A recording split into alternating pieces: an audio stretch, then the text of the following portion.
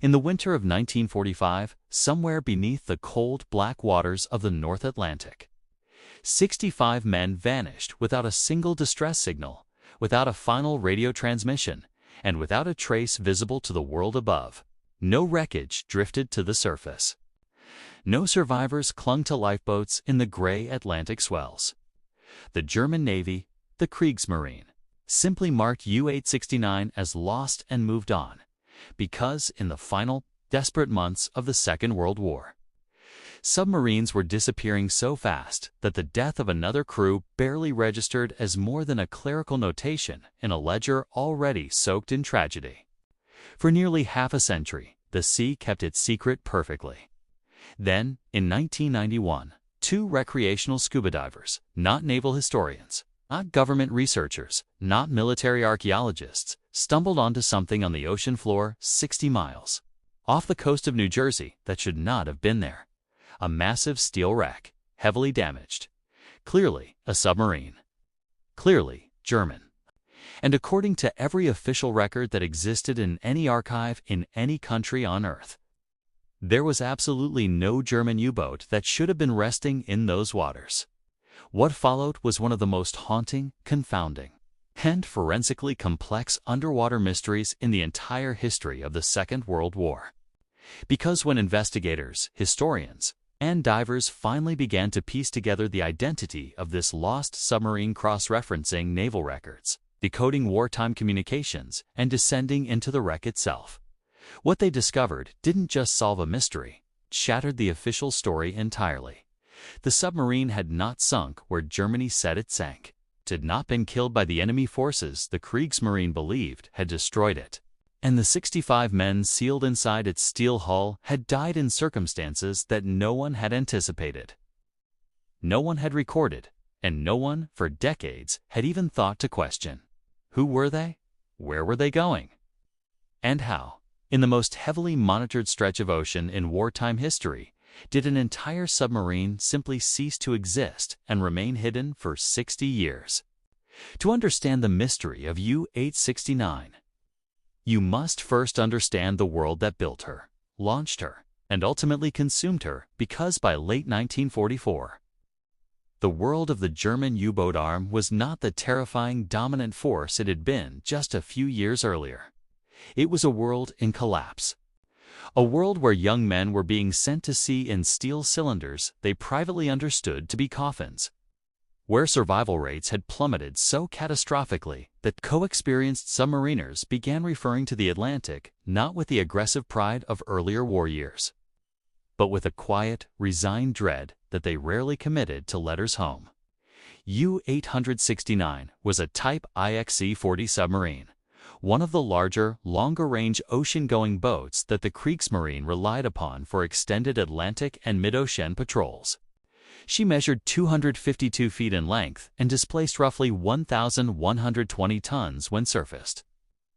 She carried 14 torpedoes, a formidable deck gun, and the full suite of navigational communication and detection equipment that German submarine engineering had refined through years of brutal operational experience.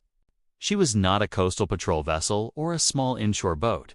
She was built for the deep ocean, for long voyages far from port, for hunts that could last weeks or months in open water. Her crew complement of 65 men lived and worked in conditions that civilian life offers no adequate comparison for a pressure vessel barely wider than a city bus, packed with machinery, weaponry, food stores, fuel, torpedoes, and 6 dozen human beings who ate, slept, worked, and waited in shifts, breathing recycled air, sweating in tropical zones, and freezing in northern latitudes, always listening for the sound of enemy propellers above them. The man responsible for those 65 lives was Kapitan Lieutenant Helmut Neuerberg, a 30-year-old career naval officer who had earned his submarine command through years of service in the Kriegsmarine. Neuerberg was not a celebrated U-boat ace in the manner of the famous commanders whose names the German propaganda machine had elevated to near mythological status during the early war years.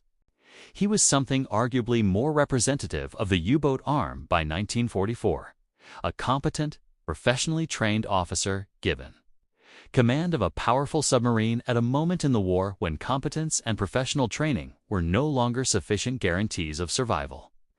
The strategic environment had shifted so completely against German submarines by the time Nuremberg took command of U-869 that his mission, before it even began, existed in a context of profound institutional pessimism. German Naval High Command, the BDU, the Befehlshaber Unterseeboot, continued ordering boats to sea, not because they expected decisive results, but because halting submarine operations entirely would have amounted to a public admission that the Battle of the Atlantic was irretrievably lost. U-869 was commissioned on January 26, 1944. At the Deutschwerft shipyard in Hamburg, a city that itself was by then living under the shadow of Allied bombing. A city of ruins and smoke and rationed everything, where the men who built submarines could look up from their work and see what the war was doing to the world around them. From commissioning through her working up period, her crew trained intensively in the Baltic Sea, running through the drills and exercises that were meant to transform a collection of individual sailors into a functioning submarine crew capable of surviving the North Atlantic.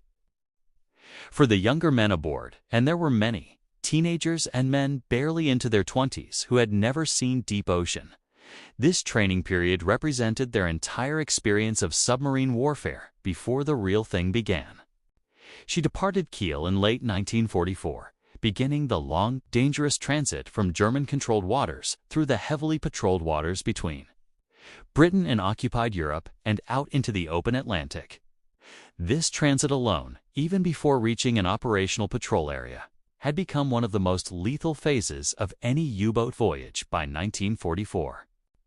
Allied air coverage had extended dramatically.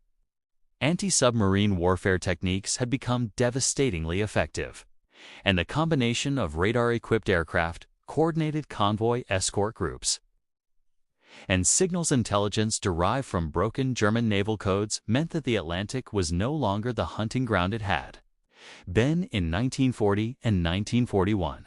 It had become a gauntlet. Boats that had once crossed from European waters to American patrol zones with relative freedom now ran submerged for extended periods, surfacing only when absolutely necessary, acutely aware that the sound of an aircraft engine or the ping of an active sonar could be the last thing they ever heard. The orders that U-869 carried assigned her to a patrol zone in the waters off the eastern seaboard of the United States, a patrol area designated by the German Naval Command as Grid Square CA-52, positioned in the open Atlantic southeast of New York and well offshore. This assignment was strategically significant because American coastal waters, while heavily patrolled compared to earlier in the war, still offered potential targets in the form of coastal shipping, tankers, and merchant vessels moving along the eastern seaboard routes. For the Kriegsmarine, sending long-range Type 9 boats to American waters was one of the few remaining offensive options that carried any hope of meaningful disruption to Allied supply chains at a point in the war when Germany's strategic position on land was deteriorating with accelerating speed. The men aboard U-869 understood, at some level, that their mission was less about turning the tide of the war. That tide had turned irreversibly, and most thinking men in the German military knew it, and more about demonstrating that the U-boat arm remained capable of projecting force into distant waters, of compelling the Allies to maintain expensive anti-submarine operations, of justifying the continued existence of a submarine program that had already consumed thousands of German lives. There is a particular psychological texture to this late-war period of German submarine service that historians sometimes underemphasize in favor of the technical and tactical dimensions of the Battle of the Atlantic. By late 1944, the men sailing aboard U-boats were doing so in full awareness that their predecessors had been dying at rates that made the submarine service statistically the most dangerous posting in any branch of any military force in the war. Roughly 75% of all German submariners who served during the war did not survive it. The men of U-869 had access to enough information through rumor, through the visible absence of returning boats at bases, Through the carefully worded official announcements that couldn't quite conceal the scale of losses, to understand what those numbers meant for them personally. They maintained their discipline, performed their duties, and kept the dark mathematics of their situation somewhere beneath the surface of daily routine, because the alternative, confronting it directly, would have made it impossible to function. This is the quiet psychological heroism, if it can be called that, of men in impossible situations. The determination to keep going because stopping is not an option that the world they inhabit has left open to them. As U-869 moved westward across the Atlantic in late 1944 and into early 1945, something happened that has been at the center of the historical mystery surrounding her disappearance ever since. German Naval High Command sent a series of radio messages to U-869 redirecting her patrol assignment. According to Kriegsmarine records, the submarine was ordered away from her original American coastal patrol zone and redirected to waters off Gibraltar, a fundamentally different operational theater, thousands of miles from where she had originally been sent. The message was transmitted. It was logged. And according to every official German naval record that survived the war, U-869 acknowledged the change in orders and proceeded toward her new patrol area. When she subsequently failed to return, German naval authorities reported her as lost in the waters off Gibraltar, which aligned neatly with the last known orders she had received. The Kriegsmarine closed the file. U-869 was listed as lost, with all hands in the eastern Atlantic. Cause unknown. Location approximate, 65 men, dead in waters far from home. That official account remained unchallenged for nearly 5 decades, not because it was convincing, but because no one had a particular reason to question it. Lost submarines in the final year of the Second World War were not rare. They were a near-daily occurrence. The bureaucratic machinery of post-war accounting had thousands of similar cases to process. Hundreds of boats unaccounted for. Tens of thousands of dead submariners whose fates were marked with the same administrative shorthand. Lost at sea. Position unknown. Cause undetermined. U-869 was one notation among many. Her story seemed complete. If tragic, another boat, another crew, another file closed in the vast ledger of wartime loss. But the ocean, as it turned out, had filed its own record. And in 1991, 60 miles off the coast of New Jersey, not off Gibraltar, not in the eastern Atlantic, but in the cold, relatively shallow waters of the American continental shelf, that record would finally be opened. What divers Bill Nagel and John Chatterton found lying on the seafloor at approximately 230 feet of depth was not simply a shipwreck. 'Twas a locked door behind which 60 years of silence had been waiting. The steel hull was cracked and catastrophically damaged in ways that told a story of violent, sudden destruction.